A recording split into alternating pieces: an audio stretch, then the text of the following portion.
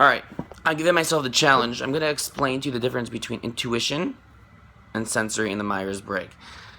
Okay, this is the hardest thing.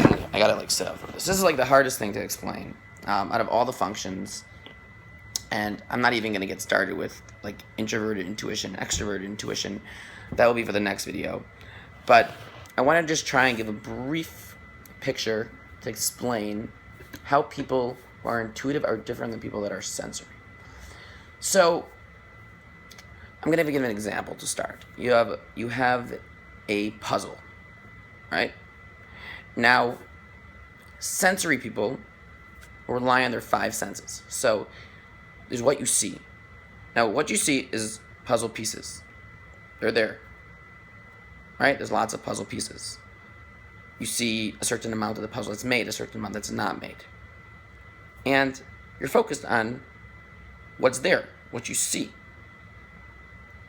An intuitive person doesn't really care that much. I mean, obviously they need to take in that information, but they don't really care as much exactly what's there or the exact image the eye is bringing, that's coming to the eye of each piece.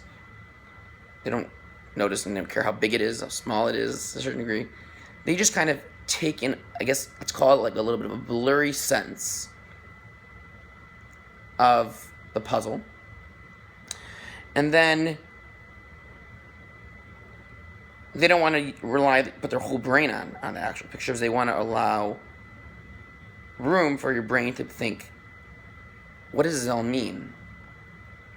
What's missing? What's in between the lines? Notice things that kind of just come to you, exploring possibilities.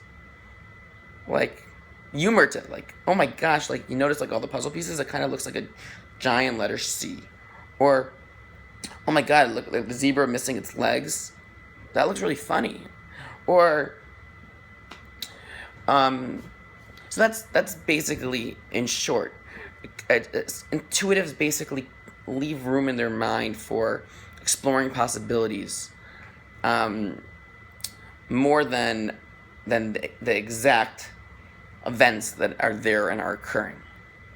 Sensory people, someone does something wrong to them, they'll remember the incident more because the incidents occurred. This is what happened, and that's a fact. While in intuitives, I know I remember the fact happened, but I don't care as much about what actually happened, but what's how I process it and how I kind of understand it in a more 3D way with all my beliefs. I'm the guy kind of it was an accident, and a sensory person could do that too. Don't get me wrong; they're able to use cognitive resources to be able to move past an event, but an event occurred, and the event was a real event. Versus intuition, which kind of an event did occur, but there's more to it. So you can just imagine that, intuitives kind of just are just much more in their head than present in the world itself for what's actually there. And this is very hard for sensory people to understand and relate to, because I don't get it. What do you mean that guy is mad at you? Look at his face. Where are you getting that from? There's no that doesn't make any sense. But intuitive people are able to understand sensory people more, because I get it. You hone on, and you don't have the intuitive capacity on top of the sensory and mixing together percentage-wise with the sensory to come up with and see it as I see it. I get it. At the same time, though, you're also not getting caught up on all these meanings and possibilities behind things that aren't there. And you guys can be very realistic and very hands-on what's there. You guys are much better at building things, potentially. You guys could be following instructions, going through step by step.